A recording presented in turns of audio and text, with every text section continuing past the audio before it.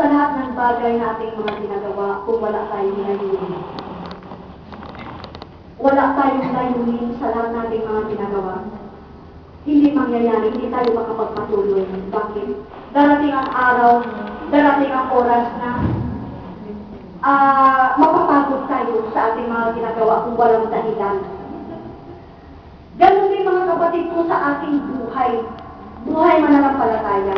Kapag wala tayong layon, walang kabuluhan ang ating mga paglilingkod sa Diyos. Amen. Walang kabuluhan ang ating paglilingkod kung hindi natin alam ang layunin ng ating buhay sa mundo ito. Konting diferensya lang, iiwanan natin ang ating paglilingkod. Hindi tayo makapagpatuloy. Bakit? Hindi natin alam ang layunin ng ating buhay. Kailangan natin malaman bilang mananampalataya ang layunin. Bakit tayo naririto sa mundo ito?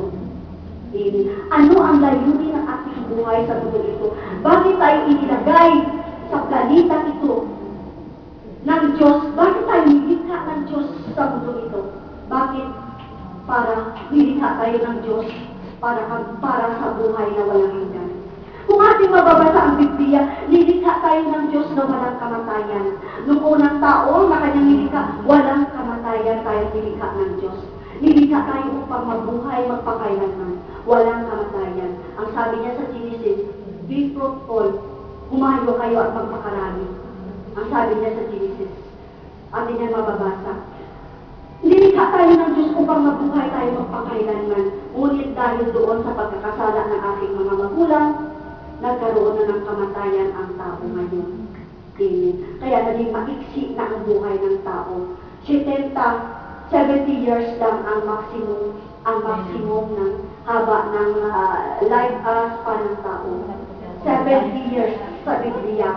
Kapag naswerte ka, aabot ka pa ng 80 o 100. Mayroon din hindi nakakaabot ng 70. Pero ang pinaka-minimum na lifespan ng tao ay 70 years. 70 years. Maswerte tayo kapag inabot pa tayo. Kaya kailangan natin upang makapagpatuloy tayo sa gitna ng mga pagsubok. Upang makapagpatuloy tayo sa gitna ng mga pagsubok, kahirapan, pag-uusik, kailangan natin malalaman ang tao ay nilikha ng Diyos pansamantala na inilagay sa mundo ito para sa buhay na walang hanggan. Tayo ay nilikha para sa buhay na walang hanggan. Kaya yan ang ating goal bilang mananampalataya, na maibalik kamtanrik ang buhay na iyan. Dahil sa kay Kristo, dahil sa krus, dahil sa pag-asa na sinabigay sa atin, muli natin makamtan ang buhay na iyan na walang hanggan ayon sa ating pagkalikha.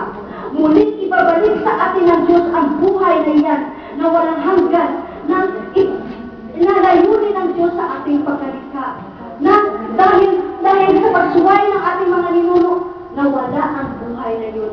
Ngunit dahil kay Kristo, dahil sa kamatayan ni Kristo, dahil sa krus ni Kristo, mayroon tayong pang-asa muli kamtan ang buhay na walang hanggan yan. Kaya yun ang ating goal bilang mananampalataya. Kailangan tayo magpatuloy kahit anong mangyari, kahit anong pag-uusik, tukso. Kahirapan sa mundo ito, lahat tayo ay daranas. Dahil ang buhay ng isang Kristiyano ay isang pagsubok lamang sa mundo ito. Alam natin na tayo ay pansamantala lamang. Ang lahat ng dumaraan sa ating mga buhay ay isang pagsubok lamang. Kung baga isang pagsubok kung sa eskwelahan ay isang rehearsal lamang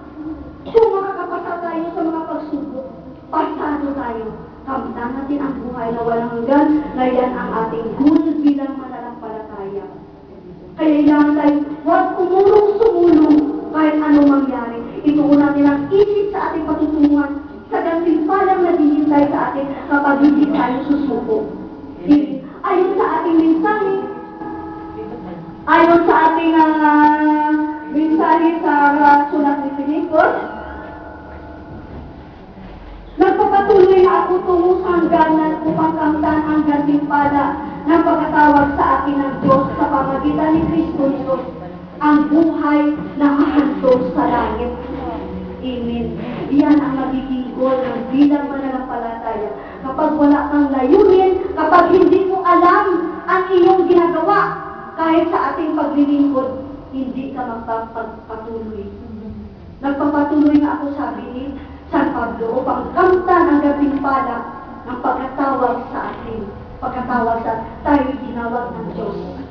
Kapag hindi natin alam ang ating layunin, kahit na sa gawain ito, kung hindi natin alam, kahit na sa ating mga tungkulin, kung hindi natin alam, kunting diferensya, panghinaan tayo ng loob at hindi na tayo makapagpatuloy. Ngunit alam natin ang layo ng ating buhay.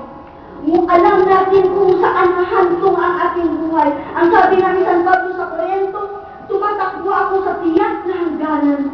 Tumatakbo tayo sa tiyak na hangganan. Tiyak ang pangako ng Diyos sa atin kapag hindi tayo susuko. Amen. Panghinaan tayo ng Lord kung wala tayong layunin sa ating buhay. Ngunit mayroon tayong isang layunin, tiyak na hangganan, tiyak na gantimpala na ibibigay ng ating Panginoon sa atin. Doon, sabi ng Panginoon, naghihintay siya, babalik ako upang isama mo kayo sa aking kaharian sa langit. Sa bahay ng aking Ama ay maraming mga silid. Hindi na tayo itira sa mga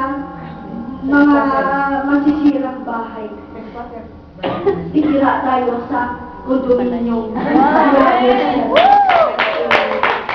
Ang ating layunin ay kamtan ang gantimpalang ito ng pagkatawag sa atin.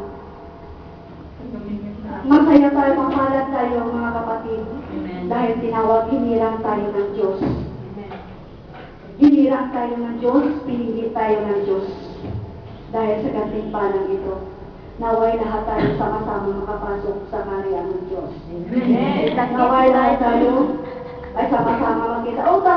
Tayo lahat, mag-aano tayo lahat eh. Sabi nga dito, lahat na mauna-una, bubuhayin ang mga namatay na nananalig sa Kanya. Tapos tayo ng mga buhay. Kapag buhay pa tayo, dumating ang Panginoon, sasalubungin tayo ng mga anghel, sa mga ulap, sasalubungin tayo ng mga anghel, lahat tayo nananalig, nananampalataya kay Kristo Jesus. Promisa, yan ang ating panaligan. Yan ang ating inaasahan. Tama. Ang layunin ng ating buhay ay lima sa mundo ito. Amen. Ang una ay kailangan tayo ang limang layunin ng Diyos ng ating pagkalikha ay lima yan.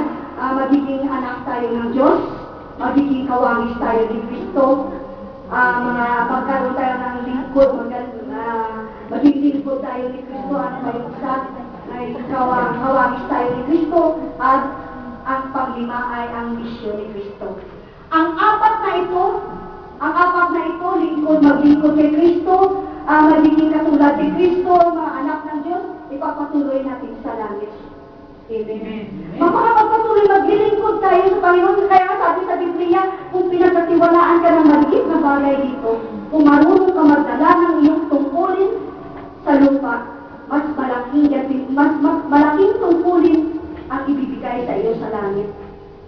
Kung napagkatiwalaan mo, maging mahusay ka, nakatiwala sa lupa, bibigyan ka ng malaking musyon sa langit. Amen. Malaking responsibilidad ang ibigay ng Diyos sa iyo. Ang maiiwan lamang dito sa lupa pag tayo namatay ay ang ating misyon. Ang ating misyon na ipalaganap ang salita ng Diyos sa limang layunin ng buhay natin. Paglilingkod, maging anak ng Diyos, maging katulad ni Kristo. Lahat yan gagawin natin, patuloy tayo sa langit. Ang maiwan lamang dito ay panglimang misyon ng ating buhay. Ang misyon ni Kristo na iniwan sa atin. Ang ibahagi ang salita ng Diyos sa lahat at akayin ang lahat ng tao sa piling ng Diyos. Pag namatay tayo, iiwan ang misyon ito. At iba naman ang magpapatuloy pagpapatuloy ng ating misyon. Kapag ginampanan